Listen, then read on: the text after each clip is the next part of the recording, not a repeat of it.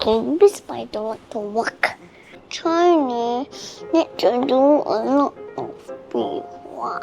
一开始的时候，他其实很排斥讲中文，然后他有时候会叫我哦，妈咪 can you speak English please？ 我就开始很担心了，我不能等到他可能5、6岁才给他上补习课。Chinese is definitely the hardest to score well amongst all the subjects. The amount of time and effort that you need to put in. 我觉得学华文还是很有用的一件事，所以不应该讨厌。你为什么想要提高你的华文成绩？因为可以让妈妈开心。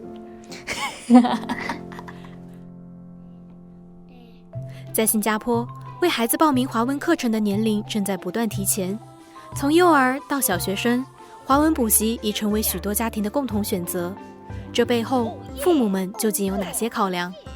我在2岁多的时候，我就想要送他去课程了，但是那时候很多课程都爆满，所以我们都是 on wait list。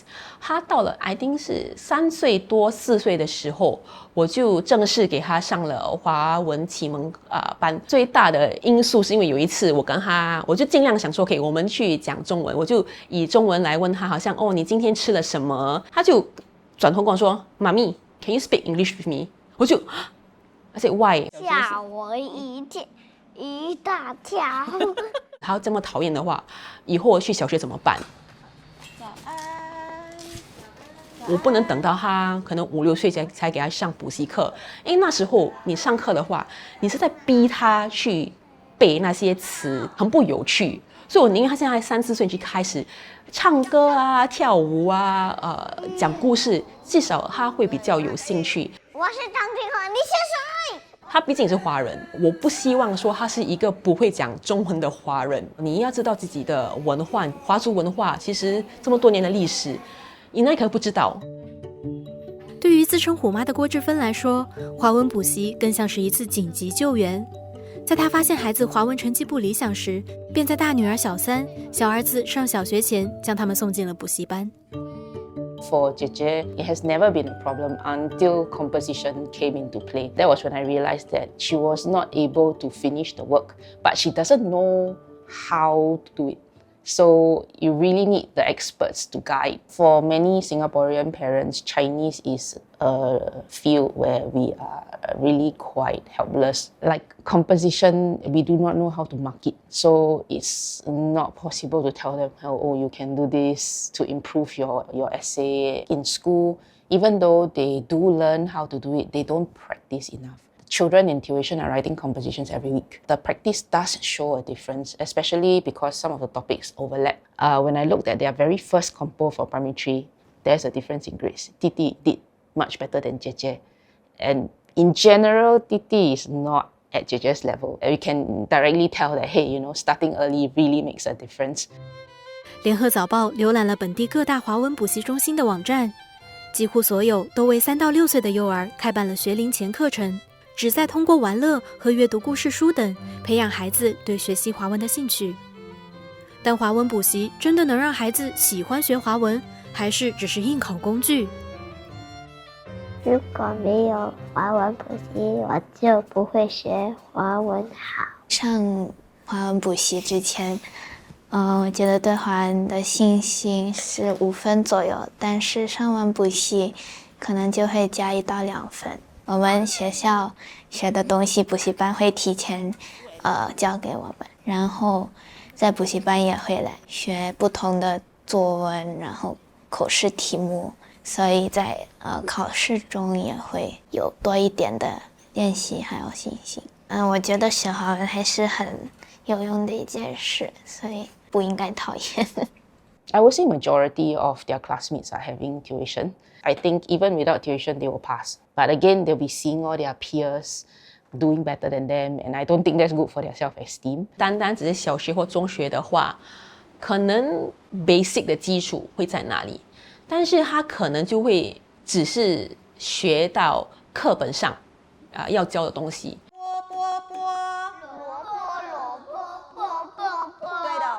我觉得外面机构能提供的东西是可能新的体验，或者是以不同的方式来让你探讨中文。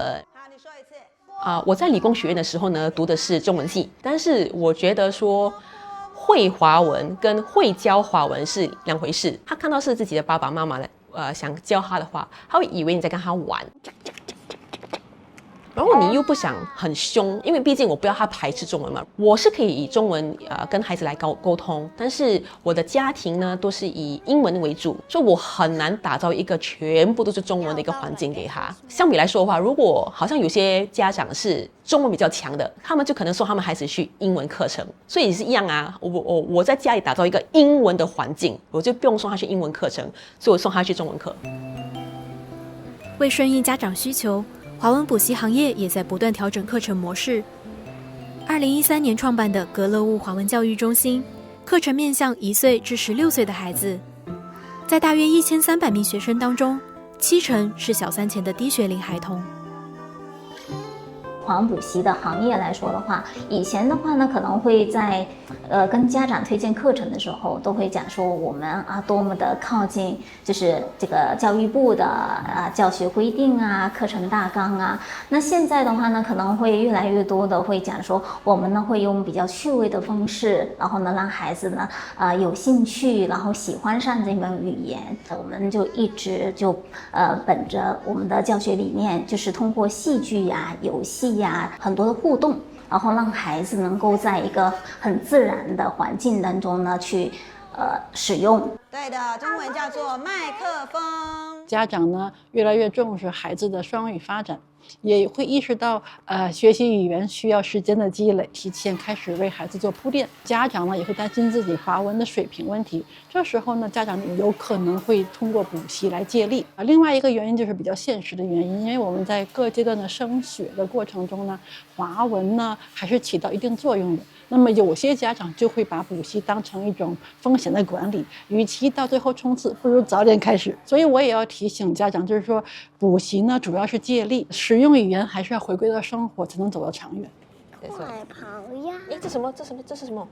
老鼠！这不能跑去跑。我觉得这2年他的转变很大，他对中文其实比较有兴趣，也会开始的主动以中文来问我问题，也有时候会很主动的问我说：“妈妈，你知道这个动物的中名是什么吗？”我其实对他的期望很简单，我就是希望说你不排斥中文，你至少能看报纸看得懂，也希望能有一天你也会喜欢阅读中文书。 I think as long as they are able to communicate with people purely in Chinese, not having to, resort to a translator or anything like that. I think that is the best case scenario. 家长不用担心你不能成为孩子的华文老师，你总是可以成为孩子的语言环境设计师。尽量经常的安排一些，哪怕10分钟用华文对话一下，也是会言传身教给孩子，是说华文是在他生活中可以用得到的语言。